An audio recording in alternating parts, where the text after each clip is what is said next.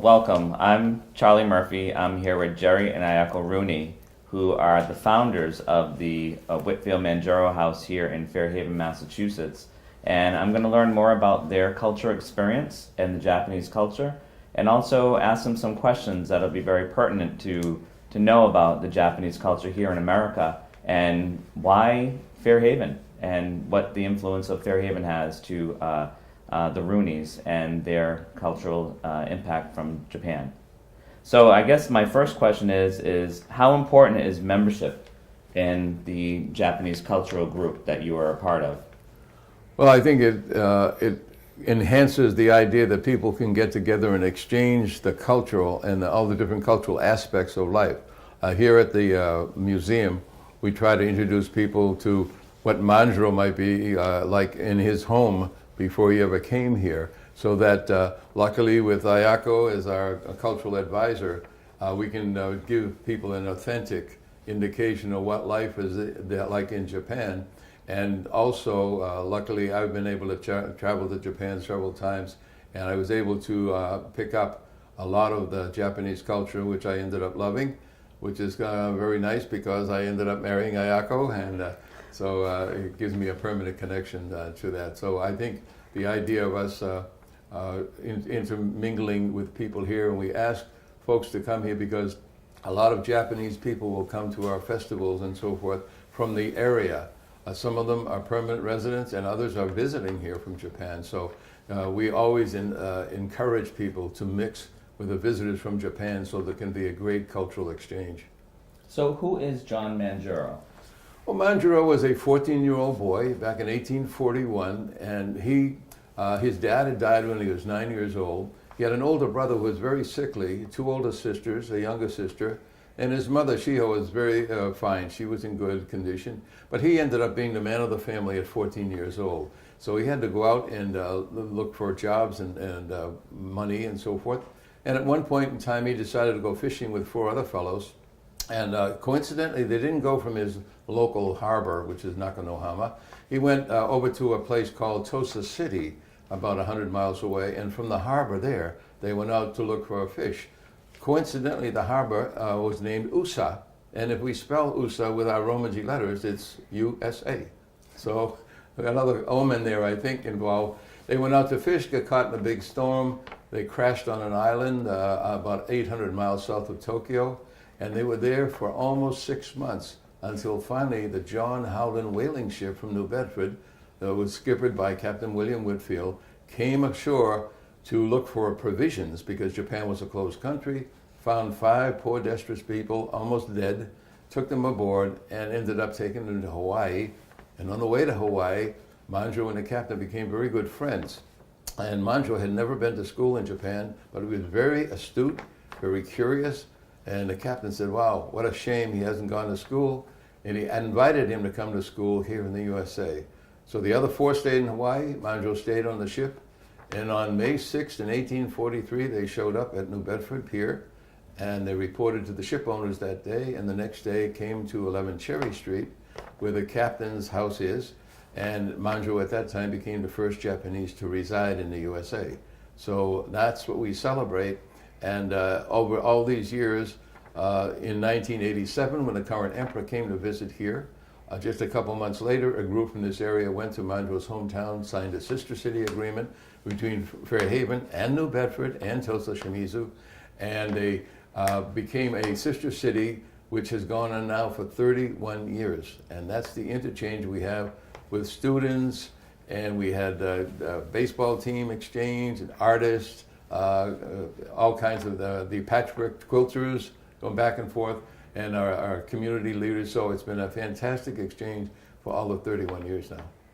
Thank you. Why is it important for people to know about the Japanese culture, and how do you feel about the Japanese culture here in America? I think the American culture really inspired Manjiro, because Manjiro had lived in Japan would have never blossomed like he did. And I think America really provided that kind of opportunity, and that's happened a long time ago. And then it was just incredible, happy experience for Manjiro. And why did you want to stay in America? Okay, I was here and living almost 4 years, going to UMass Dartmouth. Used to be, started as SMTI, and then fourth year, I think, I remember Jerry came to this community to deal with the so-called low-income house population in the south end of New Bedford. And we are enlightened around that time because of America really having another chapter of history. And then I think President Johnson at that time declared the war on poverty. So we and the American people are really started to pay more attention to that kind of problem. And then one day we went to the so-called Spanish Center in the north end of New Bedford. There was a program, and one of the missionaries being in Japan for a while and came back and dealing with that kind of program, to which Jerry was invited to work because he was bilingual, and especially he spoke Spanish. And then that's where I met, because we are interested in dealing with that kind of a social problem. And so meeting Jerry, Yes. and then eventually getting married, Yes, and then having a family. right. So how did all that affect your cultural identity? It was, I was never confronted about my, identity. So that's a real American phenomenon. Who are you? And because we didn't need it, it's all homogeneous. All Japanese, all almost 100%, DNA, the Japanese genes. So that was very, startling experience for me. And then, all black people around that time, they had to call themselves Black Power and everything. And who am I? Like, am I Yellow Power or what am I? But anyway, I really appreciated that part of American history, and I thought that was, wow, it's very exciting. And then, I think I experienced like a self-discovery. And then the more I got to know Manjiro, I think he was the type of person who really blossomed, and then America really stimulated him to be what he became. And then that was really appreciated mostly by American, because he was the one went back to Japan and introduced very positively about American democracy. Great. So I would say the Manjiro story is a sense of pride for your Japanese culture. Absolutely. Here's a 14-year-old boy. We've had visitors here to the museum who are teenagers. In fact, 2 of them came today, and I said, how would you like to meet someone who you can't talk to and invite you to go halfway around the world with them? And of course, they shriek at that, but Manjiro had that commitment, obviously. And the captain, we can't overlook the fact that the captain was a very kind individual and saw the potential for Manjiro. And therefore I said, please come along and come to schooling in the USA.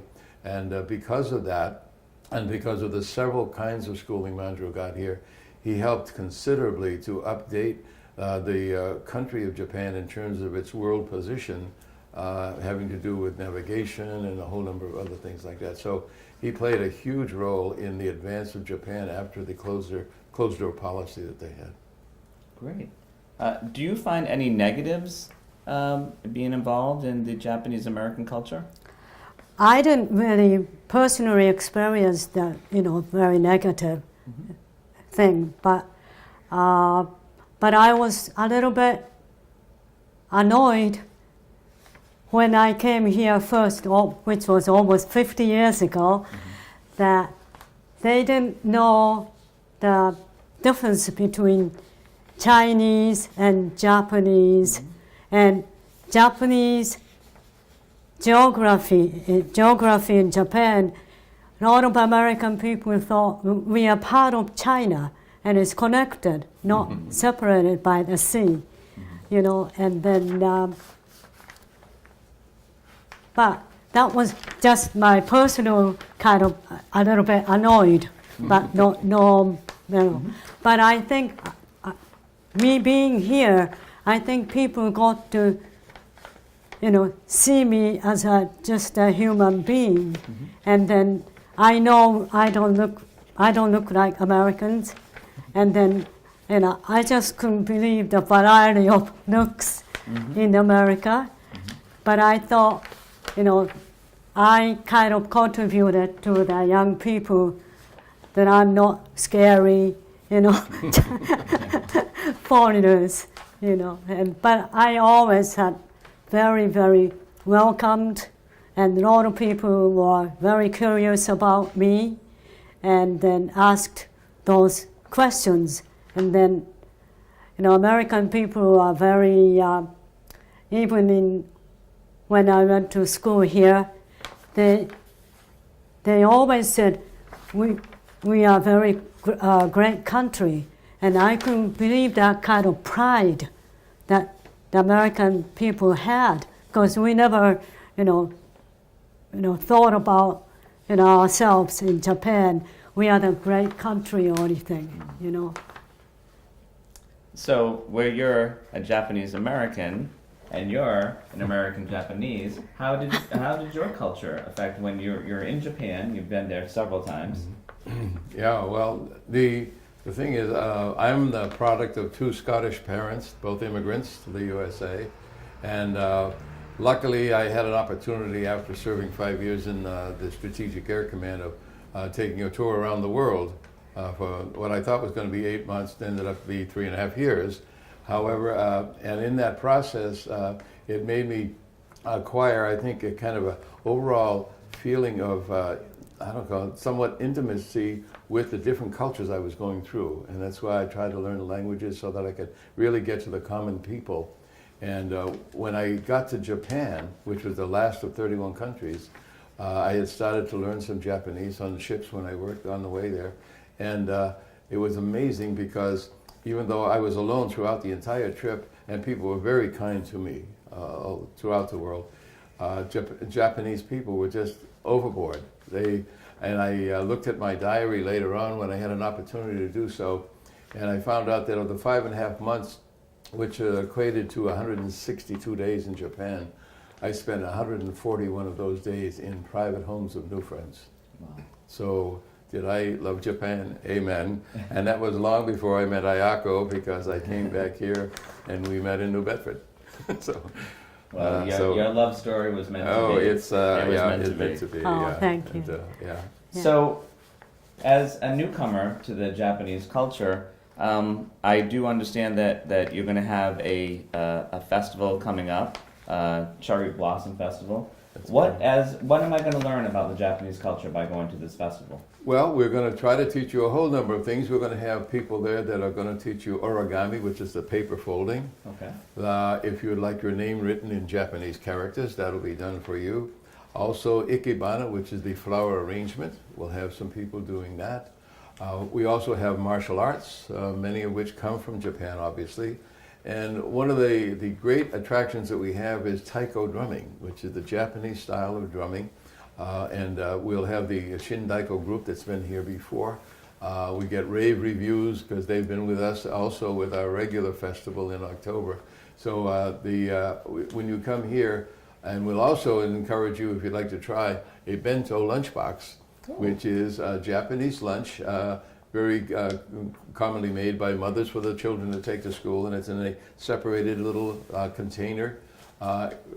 Guarantee you there's nothing raw in the box, so this allow people to get acquainted with a typical Japanese lunch.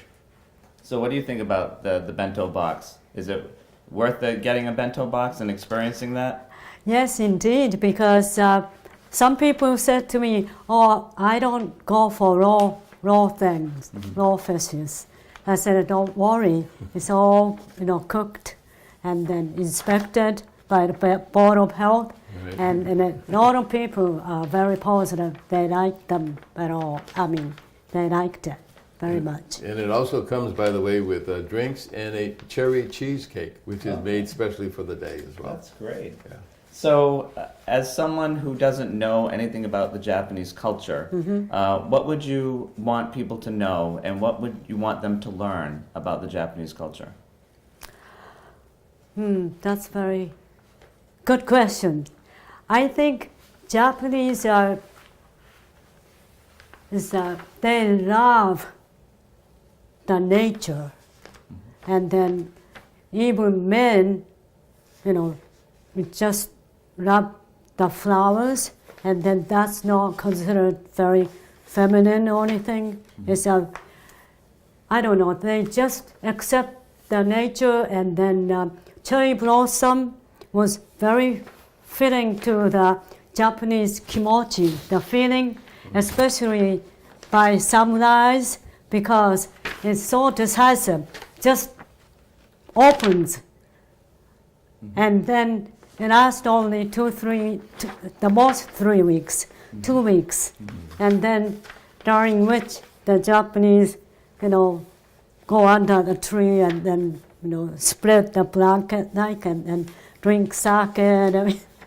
And then they think, symbolizes, samurai's decisiveness, just blossom and very, very without, slowing down, just say goodbye, and then wait to another, nature celebration, which will be summertime. Right. But Yeah. I think another item of nature, if you want to, is we have a display of bonsai trees, which are the miniature trees that are, when you think of bonsai, you think of Japan because that's the origin of the thing, and I'm sure it's all through the Far East as well. But we have one of our members who does bonsai, takes care of the thing, and will present a whole display of bonsai for that day as well.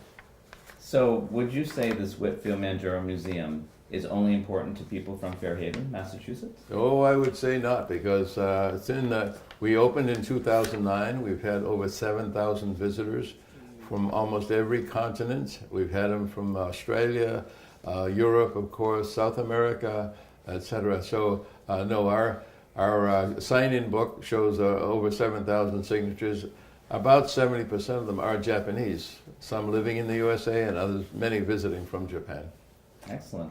Well, I have to say that I look forward to the festivals coming up. I look forward to learning more about the Japanese culture, and I'm very grateful for the both of you to be a part of our community to encourage people to learn more about the Japanese culture, because it sounds like it's an amazing culture, and I'm looking forward to getting to know more about your culture. We're certainly glad to welcome you and anyone else in the audience that would like to come and be with us.